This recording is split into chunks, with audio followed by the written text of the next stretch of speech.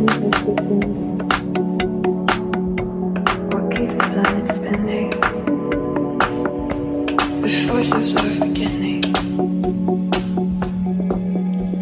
Oh, we come too far to give up who we are. So let's raise the bar and our cars to the stars.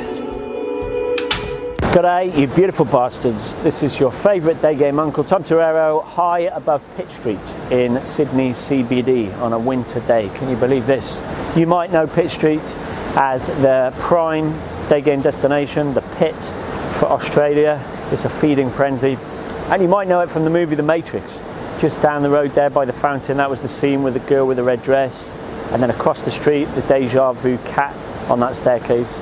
If you're a movie geek, you'll get all those references. But anyway, here we go. We're in Sydney. We're flying out tomorrow to Singapore. The boot camp's just about to begin. And I, my friends, have had a very dreamy, romantic, you could say, chody, 3 or 4 days. Because on that first morning, when we landed in a very jet-lagged early morning state, we were smelly, a little bit hungover. We had to wait to check in here. We've got ridiculously good logistics. And Craig went off for a coffee, and I went into Hyde Park, just up the road, to film a quick video actually about the documentary. And as I was wheeling my case to find somewhere to film, a beautiful girl, 23 years old, from Canada with Middle Eastern background, she walked past me. She was carrying a map. She smiled. She was jet lagged. She had just arrived, first time in Sydney, and bang, the magic of day game happened. First set, one open. Number closed her then because she had to go off to her accommodation. She was very, very dreamy. It was an awesome vibe, maybe because of the jet lag, I don't know. It just clicked. The day game gods smiled. Craig had had that luck, or I should say skill, just the lucky rolls of the dice, you know. I shouldn't say they're yes skills because you still need skill. You still need to number close her, take her on a day, escalate and seal the deal. But if you're good, yes skills are a blessing. They come down from the sky as a reward for all your hard work. So Craig had him in LA. And she was my one for Sydney, and we've just spent a magical 3 days doing things. I didn't run it fast because remember this year I've been over pulling. She's Muslim, she's just broken up with a boyfriend, and that evening we went for cocktails, got her back here on the bed, but I could feel it was very fast. So I said, okay, the next day we went on an adventure bubble like I used to do. Do you remember my riverboat cruises on the Thames, the clipper boats? I took her on the ferry here, from Sydney Harbour to Manly, sat on the beach, wandering hands, and I knew it was on, but once again, she had to go to her apartment that evening to do some chores.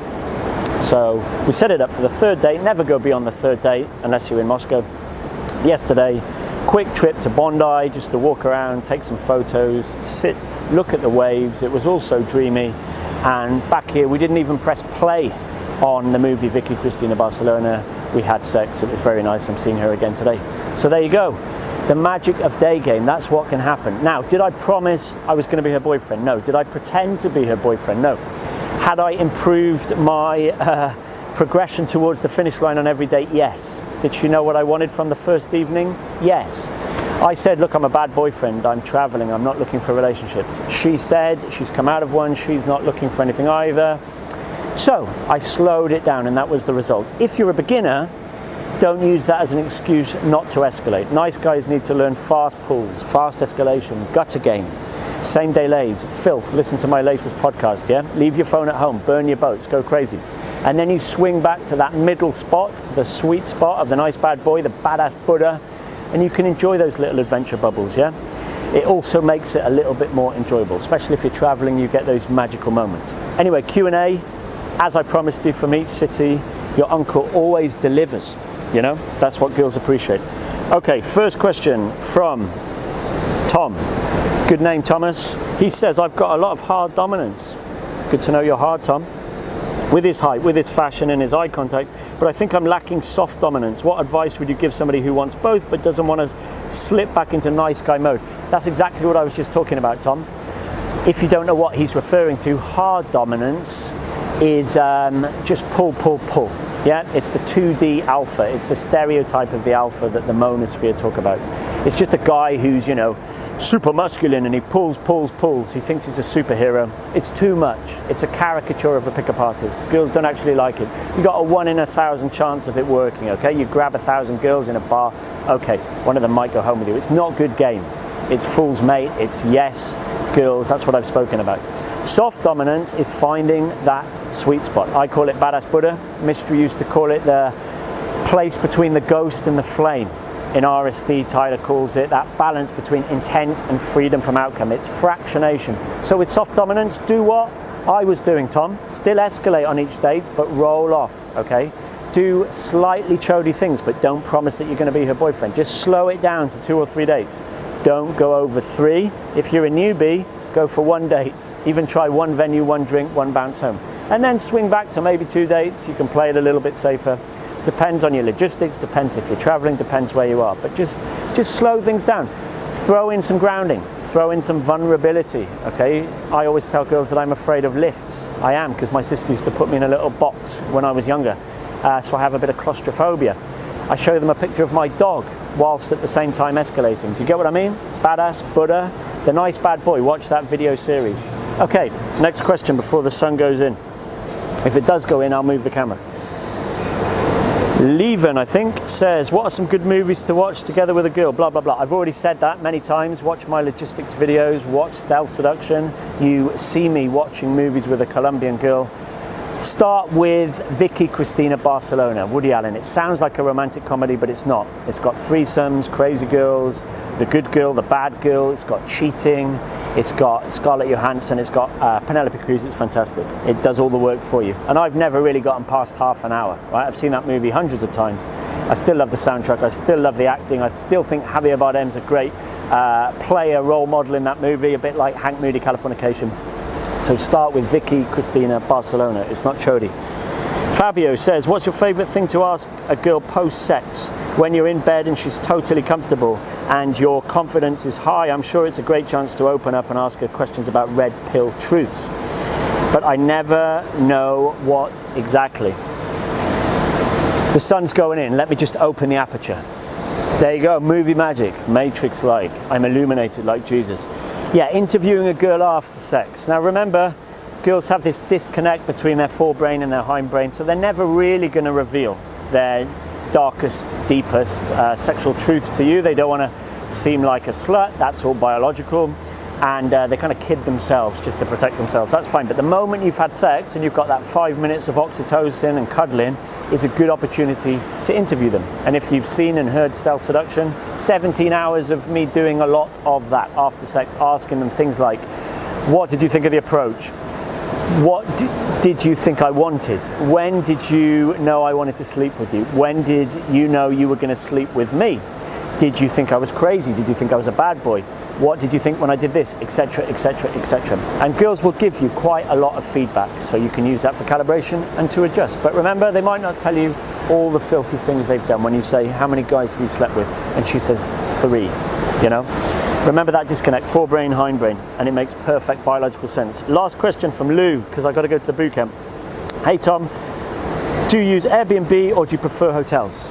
Airbnb, silly question. I've made loads of videos on logistics. Watch Flowmad. I take you to Prague with me and I show you how to set up Airbnbs. Hotels will trigger LMR in the anti-slut defense. No girl wants to feel like a hooker. And you might get cock-blocked. In Torero Travels, I talk about almost getting cock-blocked when I'm pulling a girl back to the hotel. And the white knights in the hotel reception, they might stop you, security might stop you. It makes it so much harder. Airbnbs are amazing, especially if you're traveling with a wing. This is right on Pitt Street, 10 seconds from the day game area. So always get Airbnbs, they're amazing.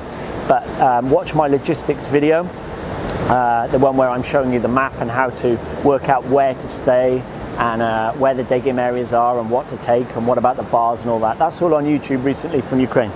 Is that it? No, I'll do one more. Jared, I've got a question for you. He's been in the game for 3 months. That's not that long, Jared. So keep at it. I'm getting some success with girls, but the thing that seems to hold me back is that I don't overly like talking to people. I run through the motions, but at some point my disdain for speaking and socializing starts to come up. Can you advise me as to how to enjoy talking to people again? I used to love it in my early and mid-20s, but since then I've become a bit jaded because he's 30.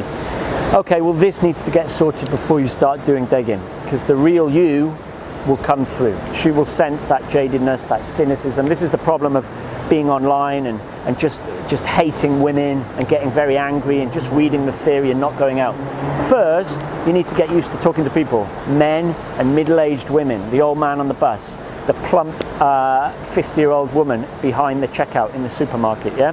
Just practice teasing, practice your smile, just practice making somebody happy, making their day. When you see them smile, you think, yeah, that was the right approach, that was calibrated, that was win-win. I talk about doing it on men as well, not that, making their day, giving them compliments. Listen to my free audio training, I will link it below, where I talk you through the steps, the baby steps. Then you can go indirect, then you can do hit and runs just to make people smile. Now, you're never going to learn to be an extrovert, okay? That's a personality thing in your DNA. I'm an introvert, but I'm an introvert who specializes in going out and for 2 hours knowing how to be an extrovert with one girl. That's why I don't like big sets, I don't do nightclubs, I'm not even that keen on doing big seminars, I get tired after the boot camp, but introverts are very good one-on-one. And then I come home and I recover in the dark, lying down, reading a book, spending time in nature on my own. But I've learned how to enjoy it, because essentially you have to understand that you're doing a good thing. This is not a creepy thing, okay? You're making people's day. It's win-win. That doesn't mean it's Christian. It just means it's symbiotic. That's an evolved thing, an evolved altruistic strategy. You're going to feel good. She's going to feel good, okay? You take her on a date, you sleep with her. It's not a creepy thing. She gets the sex, you get the sex, as long as you don't lie about being the boyfriend. Gosh, I'm very white in this video, but it's better than standing in the dark. We've come out of the matrix, we're ready for the boot camp. Apologies for speaking so fast.